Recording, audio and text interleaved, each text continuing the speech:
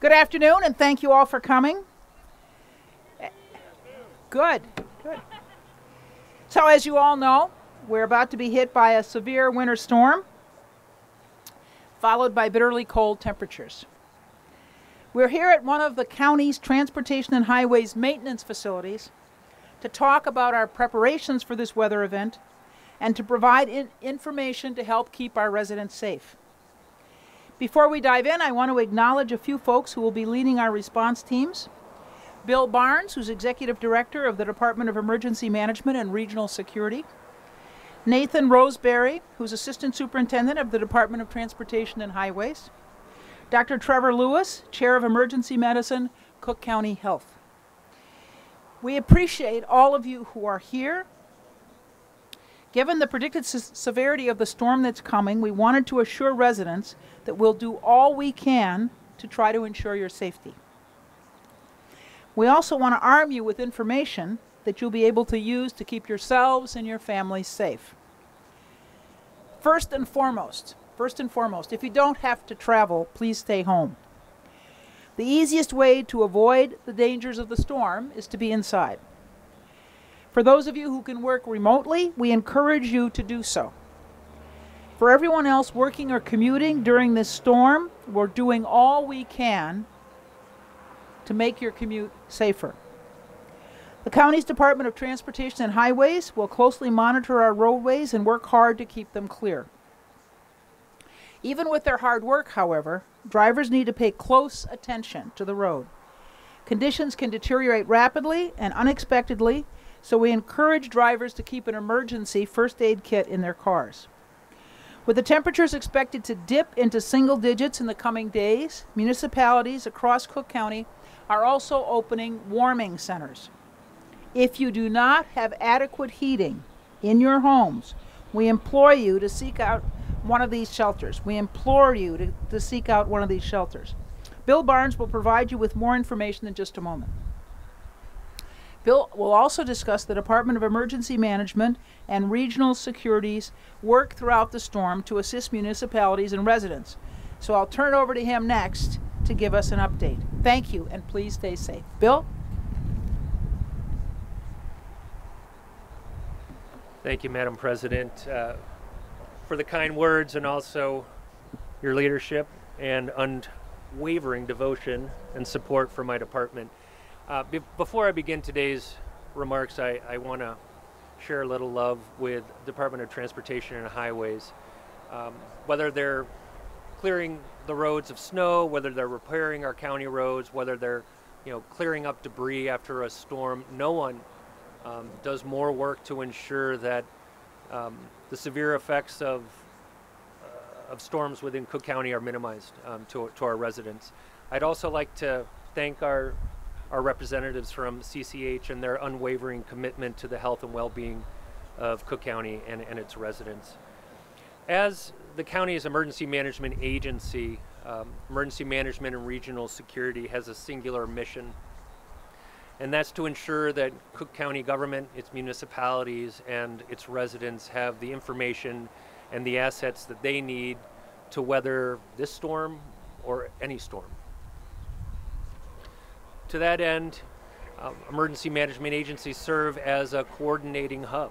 We distribute information, up-to-date information to our municipalities, to our partners in state, local, and federal government. We receive information from our partners to recognize the needs, and then we respond to those needs accordingly, whether it be through technical assistance or physical assets, either in the county's possession or the possession of our stakeholders. In anticipation of this storm, what have we been doing? Well, we've been working with our partners at the National Weather Service to get the most up-to-date information and providing that information to our partners at Department of Transportation and Highway and our municipalities to make sure that they know what's coming and they're prepared. At the end of the day, we're driven by a singular goal, and that's to ensure the collective preparedness in advance of and safety during the storm of all of our residents.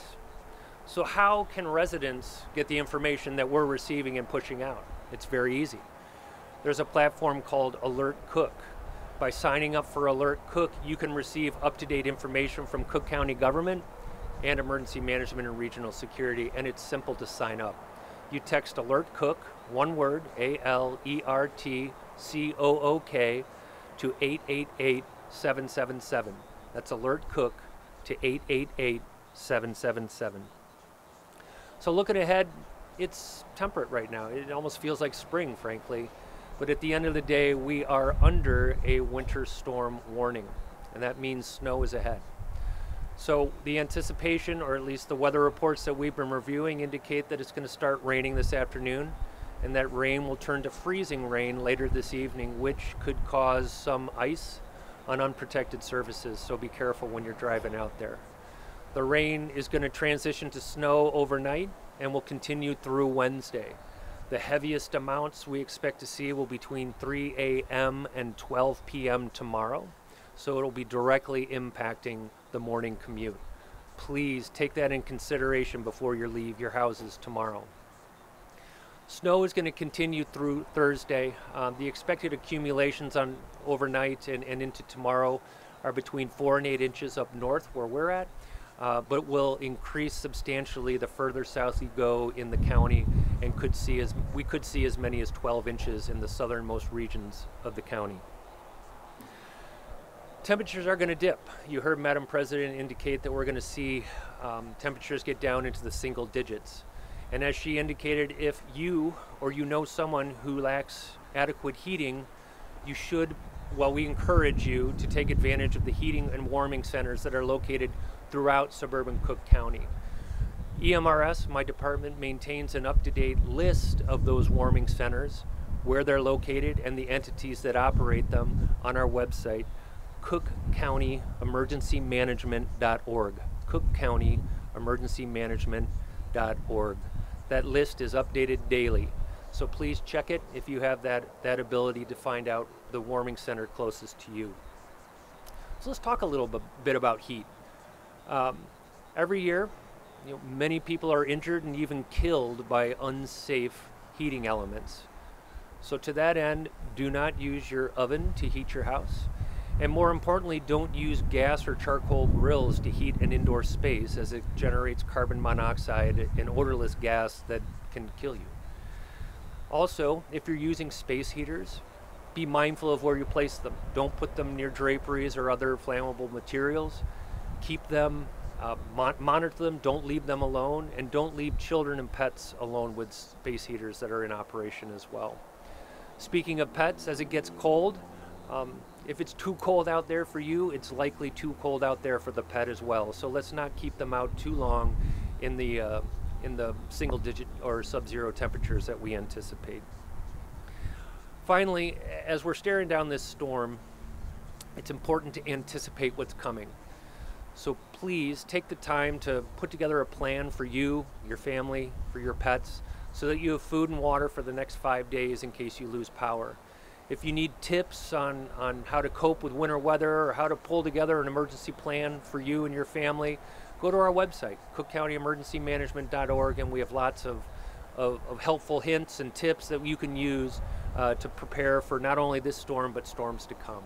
So with that, I'm going to turn it over to Department of Transportation and Highways. We have Assistant Superintendent Nate Roseberry. Nate, come on up.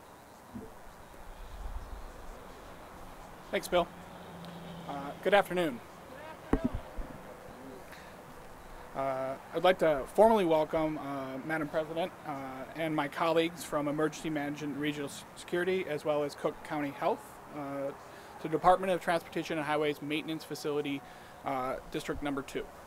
On behalf of Superintendent Killen, I would like to thank our Maintenance Chief, Ed Tully, and his team for their work to prepare for this storm. Our trucks will soon be on the roadways throughout Cook County, pre-treating roads in advance of the impending freezing rain and snow. Our top priority during snow and ice season is to ensure that residents are able to safely travel on county-maintained roads. With that in mind, we want to remind our residents to please give plows plenty of room as they begin to clear snow this evening. This is expected to be the season's most significant snow event to date. The safest spot on the road is a safe distance behind the plows that's clearing it for you. Please do not try to pass the plows and do not crowd the plows as well. Our dedicated drivers have been working long hours and will be out in all of the county's 4 districts until the county routes are completely cleared so that our residents can safely get to their destinations. With that being said, we really urge residents to stay off the roads if they don't need to be out. If you must travel during the storm, please ensure that your car has at least a half a tank of gas and that your cell phone is charged. Make sure you have these basic safety items in your vehicle in case you get stuck. A shovel, windshield scraper, a small broom, rolled salt or cat litter for traction, tow chain or rope, jumper cables, emergency flares and reflectors, flashlight with extra batteries, water and snacks, extra hats, socks and gloves, blankets, a first aid kit, and any medications you need. We will be providing updates as necessary via Twitter at Cook County Gov and on AlertCook as Bill mentioned. You can sign up and receive texts by texting, again, AlertCook, all one word, to 888-777. It's now my pleasure to introduce Dr. Trevor Lewis, Chair of Emergency Medicine at Cook County Health. Thank you very much. Trevor Lewis, Chair of Emergency Medicine, Cook County Health. And obviously with big storms approaching and the very cold weather, the obvious thing to be concerned about is our safety on the roadways, slip and falls. But there's other things that we need to prepare for as well. The best preparation is obviously if you can avoid being out and about the next couple of days, that's probably the best. That said, a lot of people are going to have to be out in this weather and deal with the weather. So the best thing to do is really preparation. As you're going out and about, you really need to wear layered clothing. That layered clothing will actually give layers of insulation between each layer. What you want to look for is signs of exposure or hypothermia. If you're out for a prolonged period of time, you want to look for signs of perhaps becoming confused, problems with coordination. And really, it's not just looking out for yourself, but you want to look out for your neighbors and loved ones as well. Other things to consider is look for signs of frostbite or frost nip.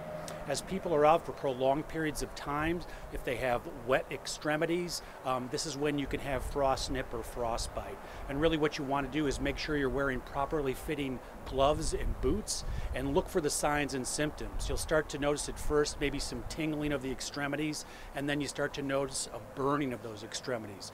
What you need to do is get out of that cold weather, take that wet clothing off, and get some warm either gloves or socks, or sometimes even immersing the extremities in warm fluids will help with that. Another thing that we see this time of year is as we have large snowstorms, you have to worry about snow removal. And actually we see a spike in heart attacks during this time. The problem is when you're shoveling heavy snow, your blood pressure will spike, your heart rate spikes, and you have less blood flow to the heart. This is a deadly combination. As I said, we see a large amount of heart attacks during this period of time. Be smart if you have to shovel, take frequent breaks, push the snow as opposed to lifting the snow up, and take timeouts. Have someone help you out or help a neighbor out. Last but not least, look for those signs of a heart attack. Unfortunately, if you are shoveling, if you become nauseous, chest pain, short of breath, difficulty breathing, those are all things that should make you seek immediate medical care.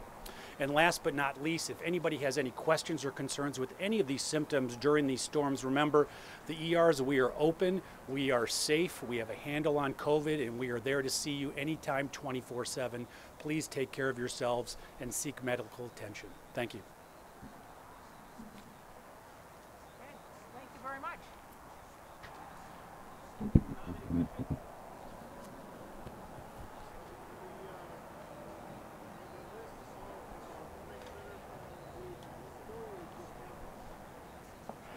That's Bill, I think. The question was, does the list of warming centers, does it include just county locations or municipal, and it's comprehensive? All warming centers that have been identified to us by our municipal partners throughout the suburban Cook County. CookCountyEmergencyManagement.org. It's right on the front page, homepage.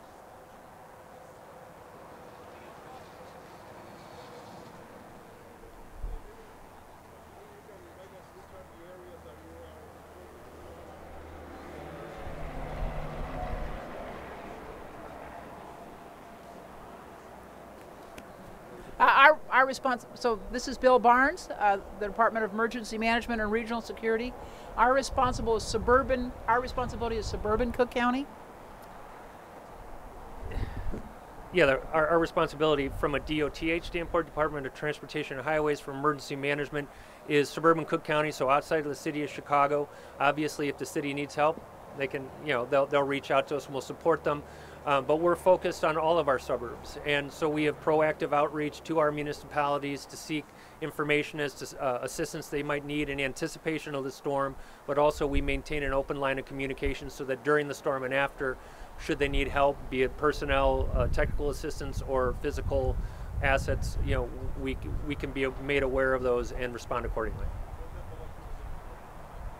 Accumulation, it's, the heaviest amount of snow is supposed to come Wednesday morning early until noon. That's between 4 and 8 inches up north up here. Further south you go, you can see upwards of 12 to 16 inches. Additional snow will fall through Thursday, an additional 1 to 4 inches with lake effect accumulation where that typically happens.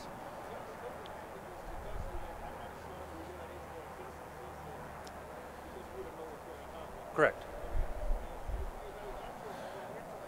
I'll turn that over to the assistant superintendent about salt and whether or not we have enough salt. Yeah, so in a typical year, we use about 40,000 tons, a little larger, of salt. We have all of our domes full of salt right now. We've ordered additional. We are ready for this storm.